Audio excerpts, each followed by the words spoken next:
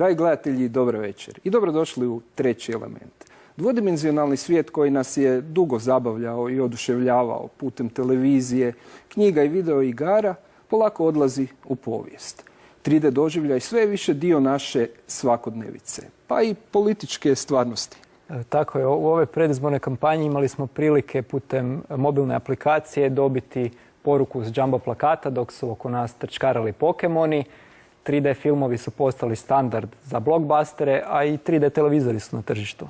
Tko zna, možda ćemo uskoro i Marko i ja biti u 3D izdanju, u vašem dnevnom boravku. Sjećam se početaka ove tehnologije, bili su one u knjigama, one slike sa lagano razbrljanim bojama, trebali smo uzeti ovakve nekakve crveno-plave naočale i kad bi ih stavili odjednom bi te fotografije dobile treću dimenziju.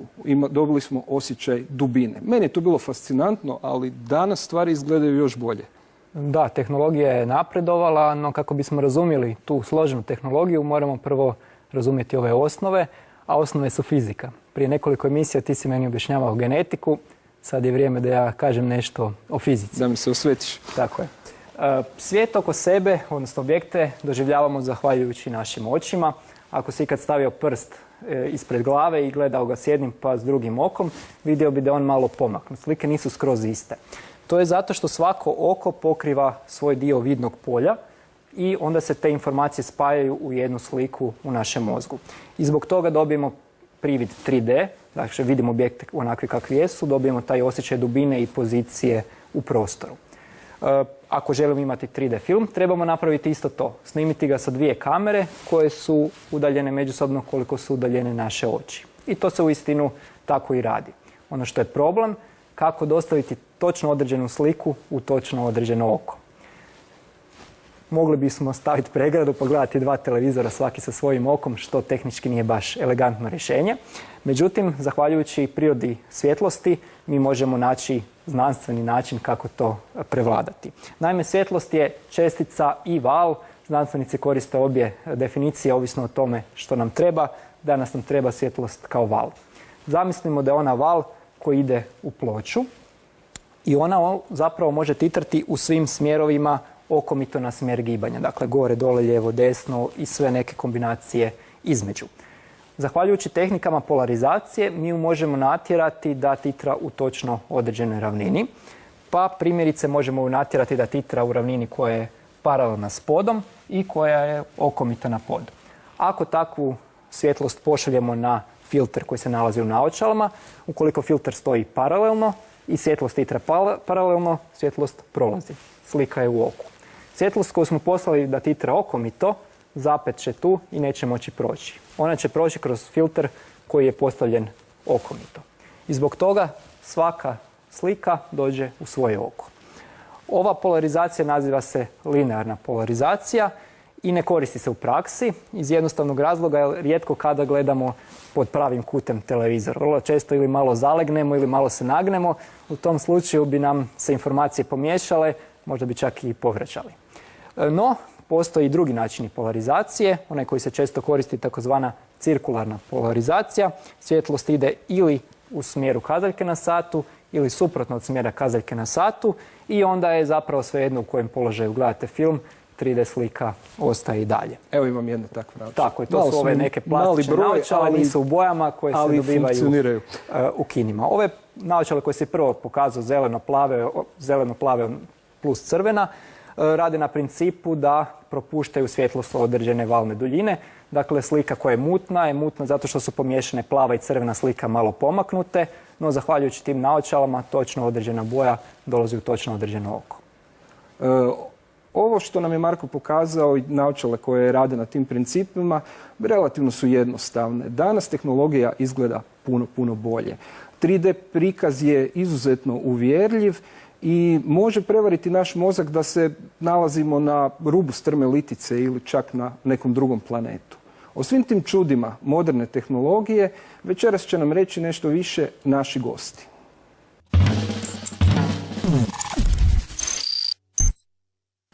S nama je večeras profesorica doktorica Maja Matijašević s Fakulteta elektrotehnike i računarstva Sveučilišta u Zagrebu. Dobar vam večer. Dobar večer.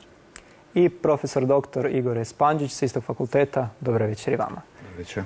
Profesore Panđiću, ove 3D slike i 3D video koji smo spominjali u uvodu je zapravo samo jedan mali segment tehnologije proširene i virtualne stvarnosti o kojoj ćemo večeras govoriti. Možda odmah na početku da definiramo pojmove, pa što je to proširena, odnosno virtualna stvarnost? Pa, krenemo od virtualne stvarnosti. Dakle, to bi bio skup tehnologija koje nas na neki način, mi volimo to tako reći, uranjaju u nekako virtualno okruženje. Dakle, princip je da naša osjetila, prvenstveno vid, da umjesto da vidimo stvari koje su zaista oko nas, da zapravo vidimo nekakve podržaje, konkretno slike generirane na računalo, onda to širimo na druga osjetila, znači čujemo umjetno generirane zvukove i sad dalje se to proširuje, znači i na miris, na dodir, znači postoje taktilni uređaji, čak se razmišlja i o okusu. Dok kod proširene stvarnosti, umjesto da u potpunosti zamjenjujemo stvarne podražaje virtualnima, kod proširene stvarnosti mi zapravo u stvarni svijet oko nas ubacujemo virtualne elemente, ali ono što je ključno da ih ne ubacujemo bilo kako. Znači, to nije kad stavite titlove na televiziji, koji su dvodimenzionalni, koji nemaju trodimenzionalnu korespondenciju sa stvarnim svijetom, nego zaista mora biti 3D korespondencija. Znači, zamislite da je sad tu na stoliću da je nekakva virtualna vaza, ja imam nekakve naočale, i te naočale mi omogućavaju da ja zaista vidim kao da ja tu vazu zaista vidim. Kako ja idem oko nje, tak se ona mi izgleda kao da je zaista ovdje, zalijepljena na tom mjestu. Znači, to je proširena stvarnost. Mi svi smatramo da je to neka moderna tehnologija, sad se počela razvijati, međutim, početci razvoja sežu duboko u povijest, rekli bismo. Da, te od tuda i ovaj široki osmijeh na licu. Znači, ali prije toga ja bih se samo malo možda osvrnuo na jednu stvar koju ste rekli u uvodnom dijelu, a koja mislim da je dosta bitna. Znači, vi ste pričali o stereoskopiji i svakako, znači stereoskopski vid, činjenica da svako oko vidi drugčije, je jako bitan faktor u tome, u našem doživljaju 3D svijeta. Međutim, apsolutno nije jedini, to treba shvatiti. Znači, jako je, mislim, izuzetno je bitno za naš 3D doživljaj perspektivna projekcija koja se prirodno događa u našem oku, koja rezultira time da što je predmet dalje, naravno postaje manji, to svi znamo. Drugo, predmeti se preklapaju, jedan predmet prekriva drugi i kako ih gledamo iz drugčije perspektive, to prekrivanje i drugčije, jel?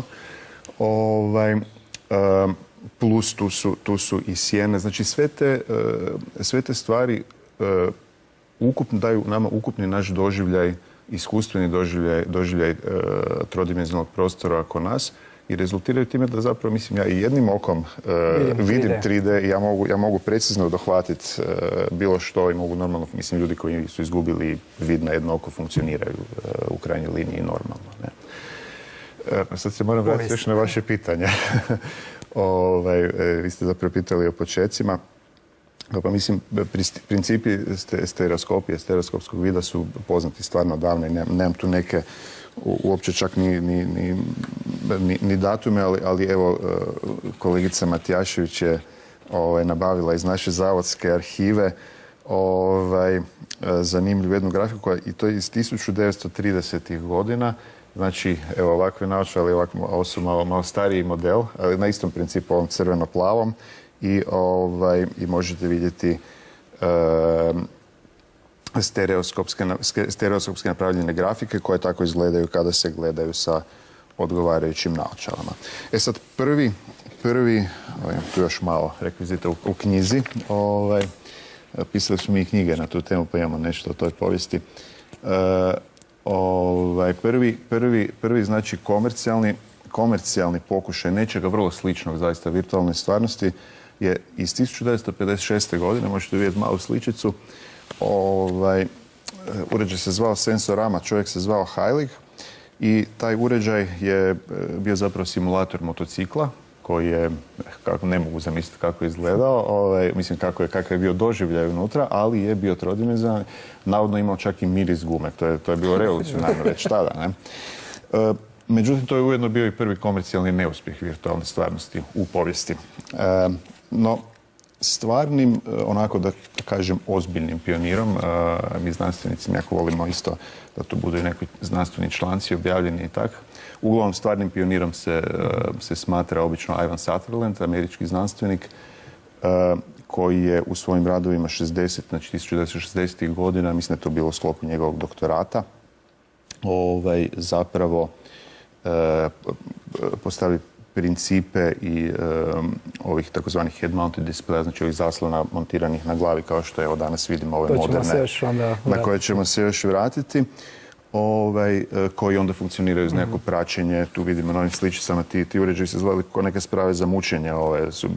To su bili akustički neki trekeri koji su pratili položaj glave. Ovo je virtualna stvarnost.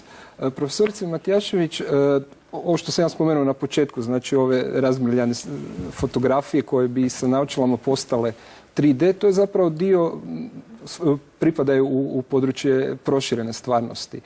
Danas nam za proširenu stvarnost ne trebaju naočale, dovoljni su nam i naši pametni telefoni. Tako je, dakle, ovo što ste spomenuli su slikovnice ovog tipa, znači gdje imamo 3D prikaze, često se baš pokazuju dinosaurusi, ovakva simpatična stvorenja, znači ovako nešto gdje vidimo razmrljenu sliku bez naočala, ali s naočalama ta slika zapravo iskače u 3D. Današnja tehnologija je, kao što kažete, modernija, ali znači te slikovnice koje koriste proširenu stvarnost zapravo izgledaju vrlo slično ovima. Znači sama knjiga je napravljena tako da je ona naravno tiskana ili elektronička, međutim dopunski sadržaj, znači to proširenje računalno generiranim sadržajem zapravo je spremljeno negdje drugdje. Tako da to je aplikacija, ne? Tako da onda zapravo da bi mogli pratiti takav sadržaj proširene stvarnosti uz knjigu trebaju nam dvije stvari. Jedna stvar je uređaj, znači pametni telefon, tablet ili računalo sa web kamerom, a i druga aplikacija u kojoj zapravo je sadržano prepoznavanje elemenata kroz tu kameru i onda mapiranje tih elemenata koji su ugrađeni u tu slikovnicu preko nekih oznaka na sadržaj koji se nalazi u aplikaciji. Taj obogaćen sadržaj koji može biti dodatni tekst, slika, video, animacija, bilo šta zapravo. Tako da, znači, princip rada je vrlo jednostavan. Da, evo, to sam baš htjela pokazati. Znači, osnovni način rada je taj da korisnik zapravo uperi kameru svog telefona prema sadržaju. Znači, evo ovdje imamo jednu besplatnu aplikaciju. Radi se o ljudskom tijelu. Ako možete samo malo desno, da kamera bolje vidi. Super. Da kamera vidi. Znači, osnovni način rada je da korisnik uperi kameru. Znači, ono što možemo vidjeti je da sad, evo, znači da pokažemo da smo svi tu u studiju, kamera pokazuje i stvarni svijet. Međutim, kad uperim prema ovom uređaju, odjedanput se pojavljuje ljudski kostur. Znači, ova aplikacija služi za učenje anatomije i možemo vidjeti da se odjedanput pojavilo, znači, tijelo koje nije na ovom papiru. Drugi primjer je recimo srce. Znači, imamo opet sliku koja će onda pokazati kad se, znači, uhvati 3D lik. Ovo što možete vidjeti isto kako mičem papir da se miče i ova slika. Isto tako... Ovo se čuje, srce. Ovo se čuje, da. Ovo se čuje. Znači, ali evo, znači, to srce se sad nalazi ovdje, znači, na slici, a sa menijem mogu birati, znači, opcije, mogu raditi interakciju, mogu povećavati, smanjivati i tako dalje. Ono što je zanimljivo je zapravo od ovih nekih primitivnih naočala, zapravo pomoću pametnih telefona, tableta, možemo doživjeti proširenu stvarnost zapravo i kod kuće, ali razvijaju se i neke posebne naočale, pametne naočale, mnogo se govori o njima, učit će u svakodnevni život. Saša i ja smo bili prošlo ljeto u Šibeniku i dobili smo jedne te pametne naočale kao virtualni vodič po Šibenskoj tvrđavi. Kada će neka šira implementacija takvih pametnih naočala? Čujte, teško je reći. Ja sam pogledao video ove aplikacije sa Šibenske tvrđave i to je jedna klasična aplikacija proširene stvarnosti koja radi sa tim naočalama. Znači, to su naočale koje imaju ugrađenu kameru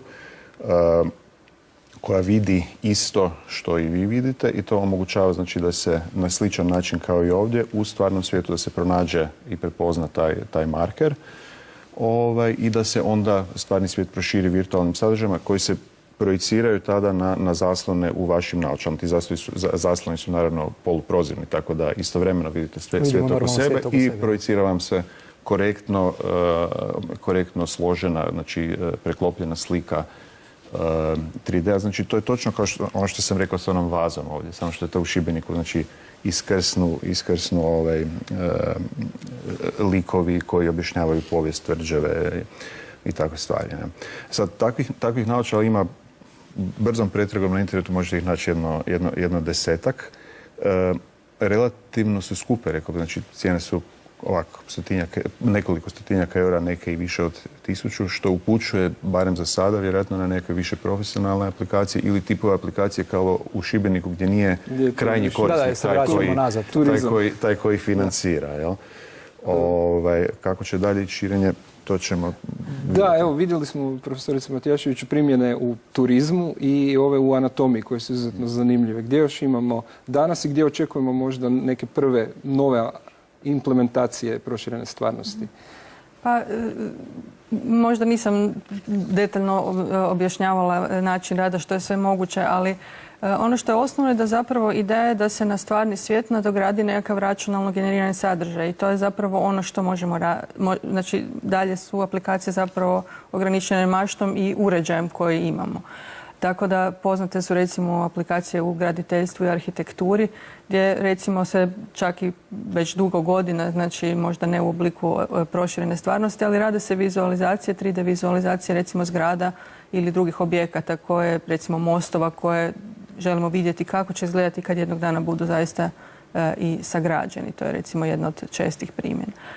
Drugo, zanimljivo je isto tako da imamo aplikacije proširene stvarnosti u svakodnevnom životu, ali o njima uopće ne razmišljamo na taj način, a to je recimo kod sportskih utakmica i prijenosa, znači one reklame koje se pojavljuju na travnjaku ili na ogradi uz travnjak ili stadion ili bazen ili što već koji sport se prati, nisu zapravo stvarne u smislu. One se generiraju računalom i mapiraju na ogradu recimo ili neki element u dvorani gdje se sportski događaj odvija, a gledatelji ga ne vide. Znači to je baš primjena proširene stvarnosti, samo nemamo naočale, nemamo pomagala, nego naš TV prijemnik nam zapravo daje tu kombiniranu sliku.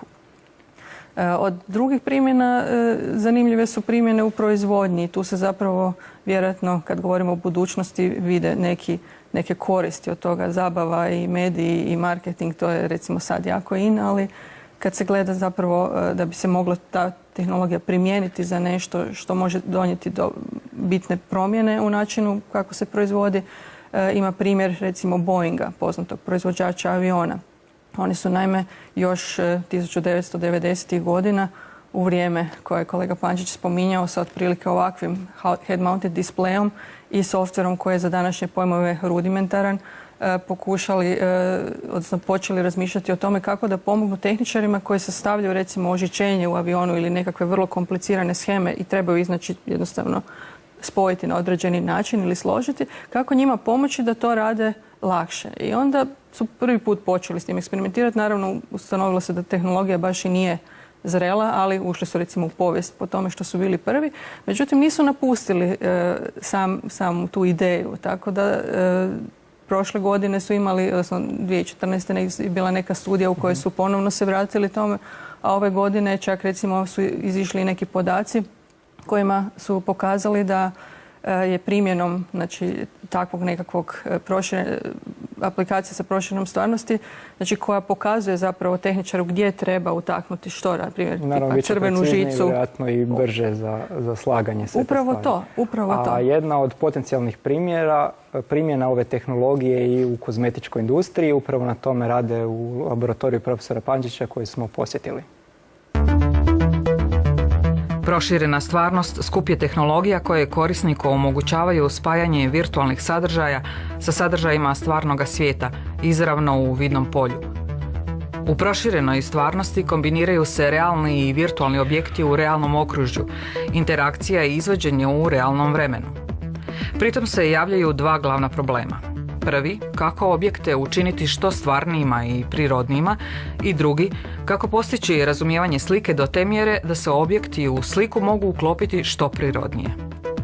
Jedan od tih problema uspješno rješavaju u laboratoriju za tehnologije orijentirane ljudskim likovima Fakulteta elektrotehnike i računarstva. Mi smo se fokusirali više na taj drugi problem, znači problem razumijevanja slike i specijalizirali smo se za lica.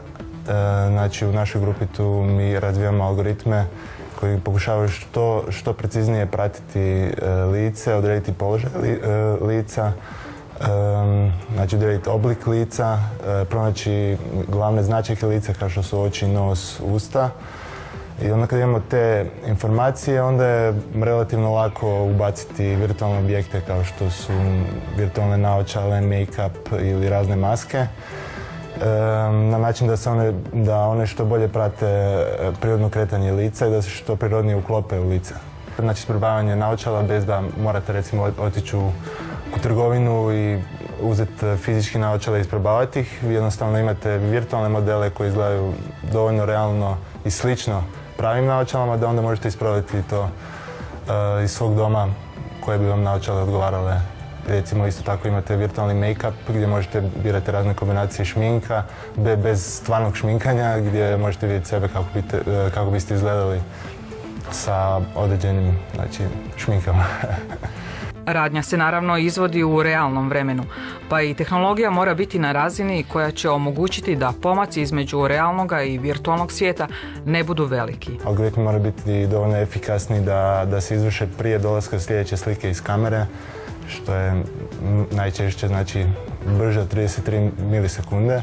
Trenutno se fokusiramo da ti algoritmi rade što brže, što efikasnije i što preciznije. To još uvijek nije riješen problem i to je na rubu trenutačnog znanja u svijetu, tako da još uvijek to praćenje lica nije dovoljno dobro u ekstremnim pozama, recimo kad se glava okrene skroz do profila. Tako da uvijek ima posla da se to poboljša. Društveni kontekst kao ključ razumijevanja ljudskog ponašanja postao je jedan od središnjih problema računalne znanosti. Razvilo se tako i posebno područje pod nazivom analiza društvenih signala. Općenito, posljednjih je godina umjetna inteligencija doživjela pravi procvat i u nju se ulažu izrazito veliki resursi.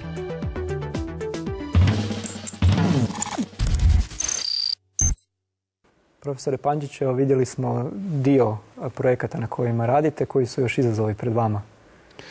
Pa evo, mislim, u ovom dijelu što se tiče praćenja lica, tu imamo zaista vrhunske rezultate i tvrtka s kojom radimo i za koju to radimo je u samom zaista svjetskom vrhu komercijalnom i tu se natječemo. Znači, tu je sad već, tu smo u domeni perfekcionizma što se tiče preciznosti toga svega. Jel? Osim toga, radimo vrlo intenzivno na raspoznavanju emocija iz lica, procjeni spola i dobi čovjeka, tu imamo dobre rezultate i u konačnici radimo raspoznavanje identiteta, znači face recognition, to je nešto što smo zadnje napravili i što sada vrlo brzo se trudimo poboljšati. Te zapravo tehnike uključuju čitanje lica. Što im je zajedničko? Pa zapravo svemu tome je zajedničko da negdje u srži tih algoritama koristimo strojno učenje. A to je tema koju biste mogli napraviti posebnu emisiju koja je izuzetno sada u žiži zanimanja svih velikih tvrtki, dosta veće javnosti, zato što ima izuzetno široke primjene. Osnovni princip je naravno da imamo jako veliki broj primjera, poznatih primjera, obično pokupljenih od ljudi, od nečeg stvarnog i na bazi tih primjera učimo. Jel? Znači, algoritam nauči i ima do neke mjere može generalizirati. Jel? Znači, u našem slučaju recimo imamo desetke tisuća slika ljudskih lica koje su ručno anotirane, znači 80-ak točaka se anotira ručno njima, anotiraju se emocije, poza, pogled, znači sve moguće stvari se anotiraju. Ti 10.000 slika ulaze u algoritam učenja i nakon toga algoritam u stvarnom vremenu na vašem pametnom telefonu može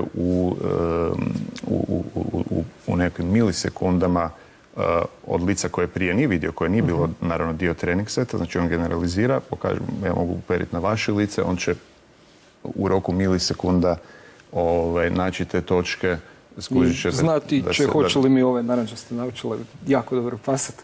Pa između ostalog i to, između ostalog i to, čak ide prema takvim stvarima. Ovo sve što smo dosta čuli je dio proširene stvarnosti, dakle kad u našu stvarnost ulaze neki virtualni elementi.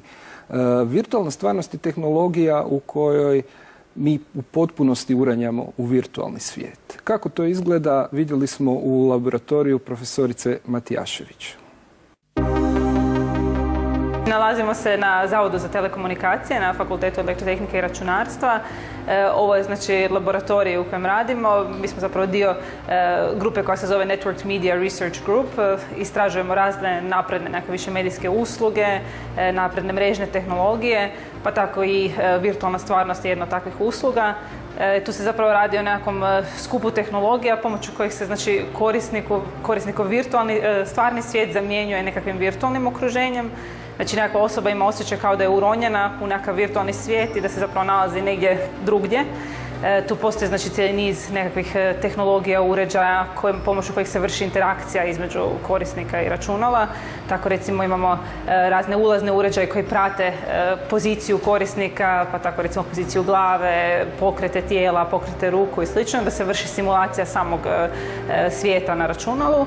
A pored znači izlaznih, odnosno ulaznih uređaja imamo razne izlazne uređaje, kao što su recimo od klasičnih nekakvih zaslona, projekcija, pa tako do zaslona na glavi, znači to na engleskom se zove head mounted display. Znači imamo još i razne izlazne uređaje za miris, za dodir, pa recimo i za neke haptičke uređaje pomoću kojih se simulira dodir ili sila.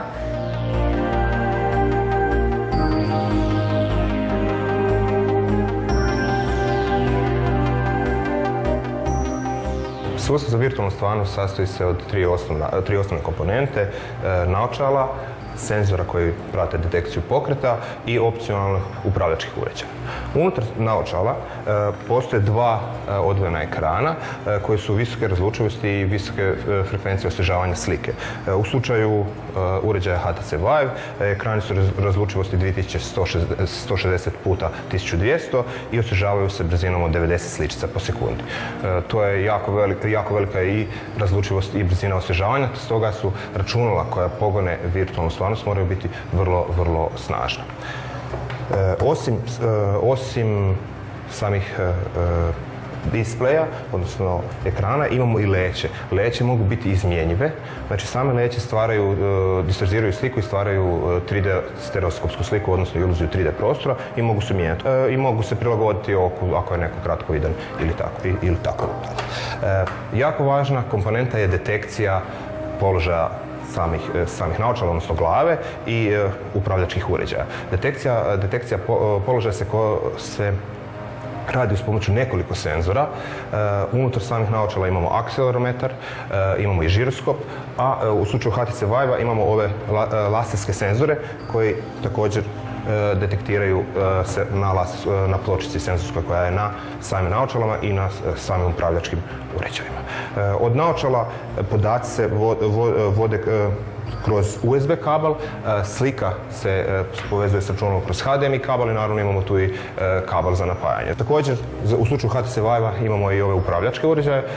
Oni imaju nekoliko tipki, imaju i haptički senzor koji vam onda vraća informaciju iz virtualnog svijeta i naravno oni senzori koje sam prije naveo detektiraju položaj samih upravljačkih uređaja u prostoru.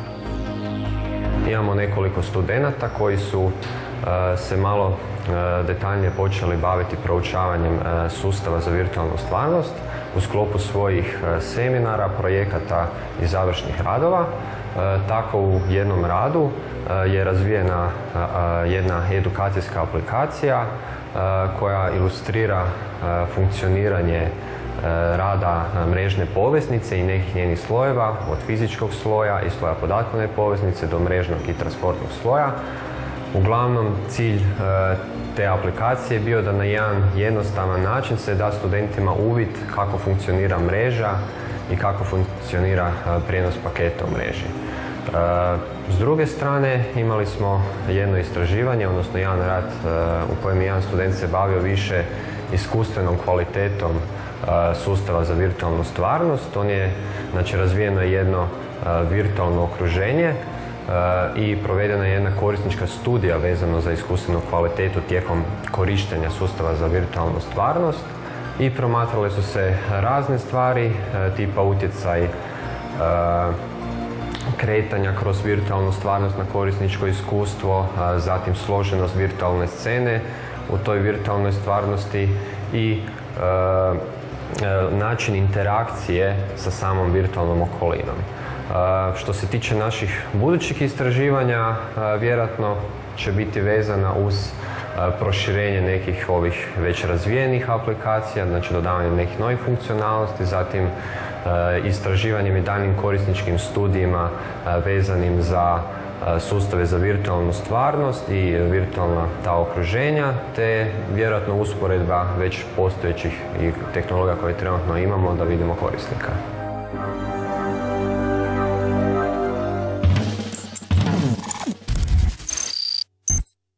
Profesorice Matijašević, što su glavni izazovi u ovoj tehnologiji? Ima naravno brojnih izazova od samih ulaznih i izlaznih uređaja, znači od načina na koji možemo čitati informaciju. Vidjeli smo uređaje koji čitaju poziciju, znači u 3D prostoru, pogled i tako dalje, do izlaznih uređaja, znači kako dati povratnu informaciju putem opet slike, dodira i tako dalje. Međutim, ono što je posebno zanimljivo je zapravo kad se takve virtualne okruženja ili virtualni svijet u koji ulazite lokalno treba povezati putem mreže, odnosno putem interneta. Znači dok je sve na jednom računalu za kojim je spojena uređaj, ovo što smo vidjeli u laboratoriju, dotle nema efekata koje mreža može unijeti, a to su recimo kašnjenje ili gubitak podataka prilikom transporta tih podataka. A jako je važno da bi sve bilo glatko, da te informacije, možemo si to tako zamisliti kao da neometano teku kod mreže. A bilo koji poremećaj u isporuci te informacije može onda izazvati čudne efekte u virtualnom okruženju. I to je upravo čime se vi bavite. Tako je, da. Nas znači zanimaju upravo ti mrežni efekti, odnosno što mreža mora moći napraviti da bi virtualna okruženja bila stvarno tako glatka i prirodna i da se u njih osjećamo u potpunosti uronjeni, kao i kad to radimo za jednim računalom na koje smo lokalno spojeni. Prva neka šira primjena ove tehnologije je naravno u igrama, različitim kompjuterskim pa onda i mrežnim. Kakva je sad situacija na tržištu vezano uz virtualnu stvarnost i ove klasične igračke konzole? Dobro da ste spomenuli igre. Prošli tjedan je bio u Zagrebu sajam Reboot Infogamer. Ja sam bio s klincima. Otprilike svaki treći štand, vi ste vjerojatno isto bili, svaki treći štand otprilike je imao ovakve nekakve uređaje.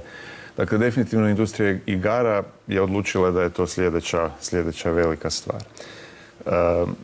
Kako će se to dalje razviti, kako će sami igrači to prihvatiti, to ćemo vidjeti očito u sljedećem periodu. Biće vrlo zanimljivo to vidjeti. Zapravo mijenja se percepcija, više ne sjedite u fotelji, igrate, već morate iskakati i imati na glavi naočale. Da, mislim, može se i sa ovim VM ste već morali skakati i prije, tako da to je jedna evolucija, ali sad definitivno nam guraju, odnosno gamerima guraju te naočale na glavu. Hoće li gameri to prihvatiti? Vidjet ćemo. Ali guraju i nama naočale za 3D televizor, oni su isto na tržištu. Kakva je situacija s tim, potražnja? Pa čujte reći da, mislim, 3D televizor su se pojavili prije koliko 4-5 godina u dućanima. Ja sam baš nedavno kupovao televizor, prodavač mi je rekao, te 3D televizori, to je pase. Tako da ima oprečnih mišljenja oko toga, ali definitivno 3D televizori kao takvi, barem ovi sa naočalama, tim preklopnim shutter glasses, su, reklo bi se, ipak manje ih se sad nekako promovira. Ne? Možda nekakva sljedeća stvar bez naočala, mislim, nekakva autostereoskopija, mislim, što postoji, ali je obično dosta skupo i ima određenih problema, morate gledati za određenog kuta. Što smo vidjeli na institutu da je malo i glomazni ti televizori znaju biti. U tom slučaju, koja je, osim ove za industriju zabave, gdje se očekuje da će virtualna stvarnost biti primijenjena kao tehnologija i opet što bi recimo bila nekakva bliža budućnost? Sve te prognoze su vrlo nezahvalne.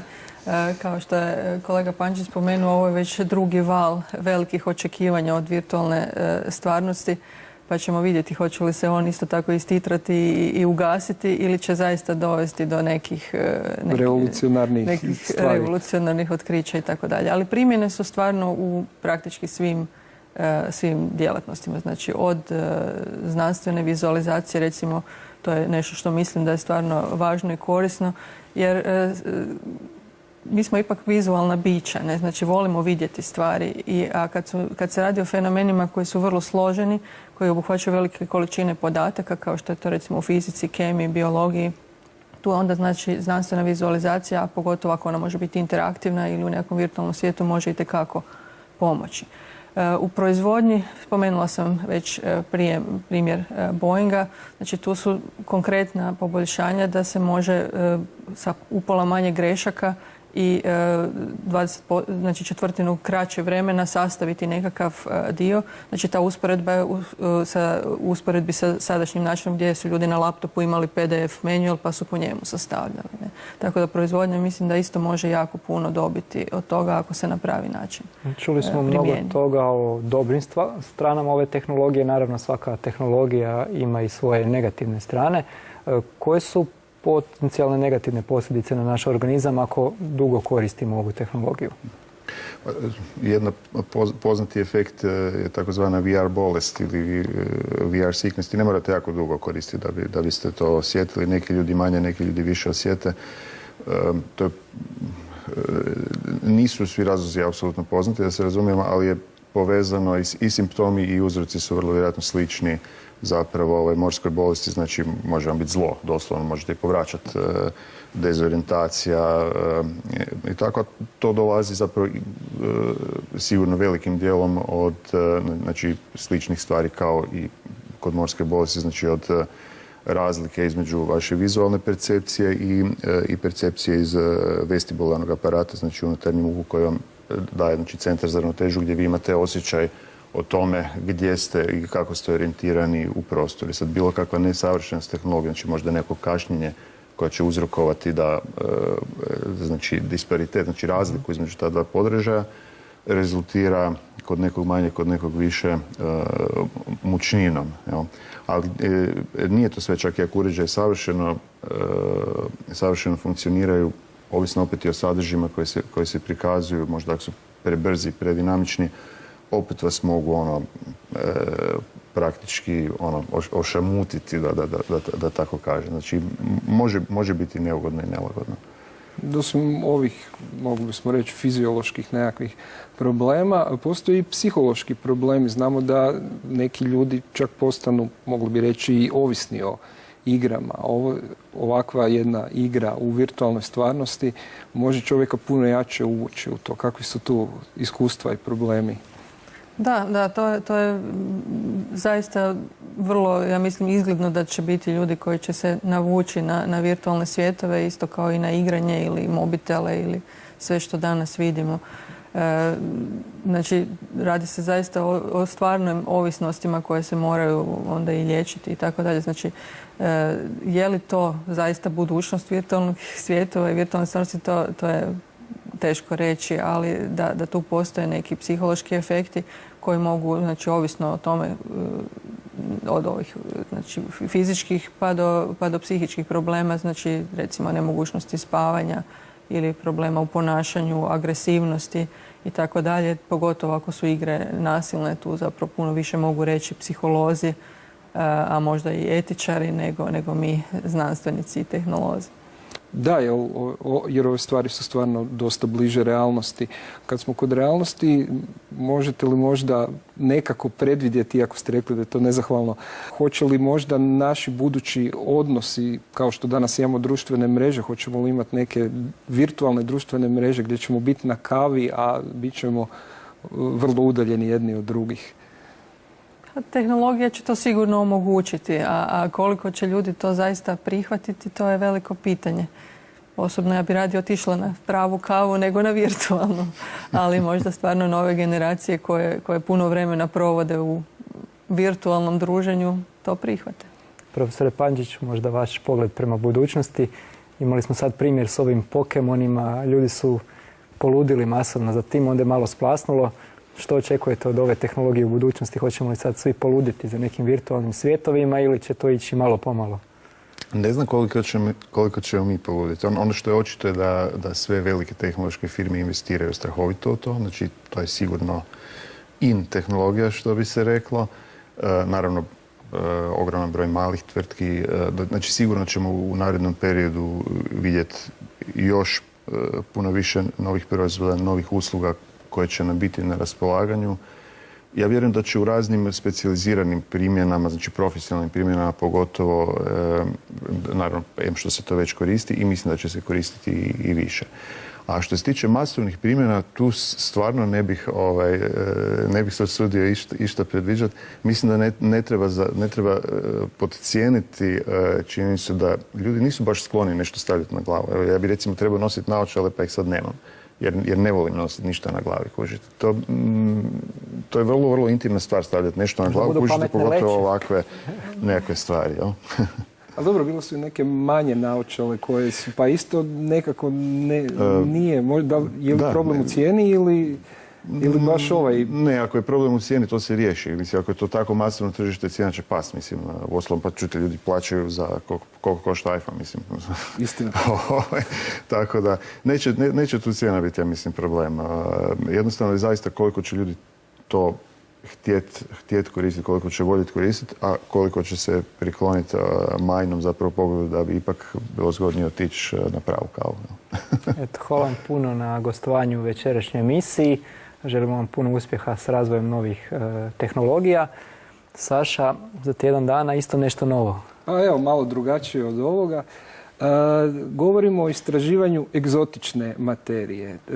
Neću puno ulaziti u to što je egzotična materija, vidjet ćete za tjedan dana. Samo ću reći da je za te istraživanja ove godine dodijeljena Nobelova nagrada za fiziku. Super. Još nismo u 3D, ali nas možete u 2D pratiti na našem Facebooku, na našem YouTube kanalu, portalu hrti.hr. Ako imate bilo kakva pitanja, sugestije za naše večerašnje goste, ali i općenito, slobodno ih podijelite s nama. Do sljedećeg četvrtka, lijep pozdrav. I vidimo se uskoro možda i u 3D-u.